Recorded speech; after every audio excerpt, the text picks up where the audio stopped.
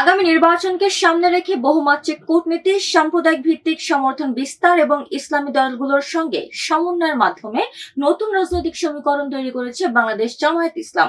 বিস্তারিত ডেস্ক রিপোর্টে। জনগণ ভোট দেখ না দেখ, ক্ষমতায় আমাদেরকে যেতে হবে। নির্বাচনী মাঠে জামায়াতের বহুমাত্রিক কৌশল এখন স্পষ্ট হচ্ছে। আন্তর্জাতিক কূটনীতি, সম্প্রদায় ভিত্তিক সমর্থন বিস্তার, ইসলামিক দলগুলোর সঙ্গে সমন্বয় এবং বিএনপির তুলনায় জনপ্রিয়তা বাড়ানোর প্রচেষ্টা, এই 4 স্তরের সমীকরণকে কেন্দ্র করেই জামায়াত আগামী সরকার গঠনের সম্ভাবনা তৈরি করছে বলে মনে করছেন রাজনৈতিক বিশ্লেষকরা। দলের কূটনৈতিক তৎপরতা, নতুন প্রার্থী বাছাই এবং রাজনৈতিক অবস্থান সব মিলিয়ে জামায়াত এই নির্বাচনে ক্ষমতার কেন্দ্রে জায়গা করে নেওয়ার মতো প্রস্তুতি নিয়েছে বলে ধারণা মিলেছে। সাম্প্রতিক সময়ে বাংলাদেশ জামায়াতে ইসলামীর কার্যক্রম শুধু দেশের অভ্যন্তরীণ রাজনীতিতেই নয়, আন্তর্জাতিক মঞ্চেও নজর কাড়ছে। বসুন্ধরায় জামায়াত আমিরের কার্যালয়ে বিভিন্ন দেশের রাষ্ট্রদূত, আন্তর্জাতিক সংস্থা ও ব্যাংকের প্রতিনিধিদের সঙ্গে নিয়মিত বৈঠক অনুষ্ঠিত হচ্ছে। 4 ডিসেম্বর জাতিসংঘের মানবাধিকার বিষয়ক হাইকমিশনের প্রধান মিস হুমা খানের সঙ্গে বৈঠক করা হয়। একই দিনে যুক্তরাষ্ট্র ভিত্তিক ইন্টারন্যাশনাল রিপাবলিকান ইনস্টিটিউটের প্রতিনিধি দলের সঙ্গে আলাপ হয়। এর আগে ব্রিটিশ হাইকমিশনার, ভুটানের প্রধানমন্ত্রী, কমনওয়েলথ সেক্রেটারি জেনারেল এবং নেদারল্যান্ডস ও ফ্রান্সের রাষ্ট্রদূতের সঙ্গে পৃথক বৈঠক অনুষ্ঠিত হয়েছে।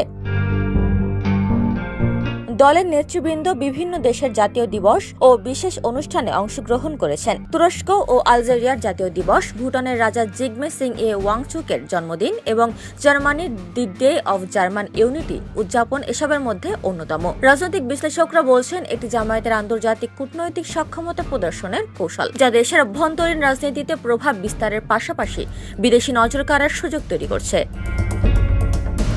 দলের অভ্যন্তরীণ পর্যবেক্ষকরা মনে করছেন, হিন্দু সম্প্রদায়ের প্রার্থী এবং সাংবাদিক অলিউল্লাহ নোমানকে মনোনয়ন দিয়ে জামায়াত বিএনপির সঙ্গে তুলনামূলক জনপ্রিয়তা বাড়াতে চাইছে।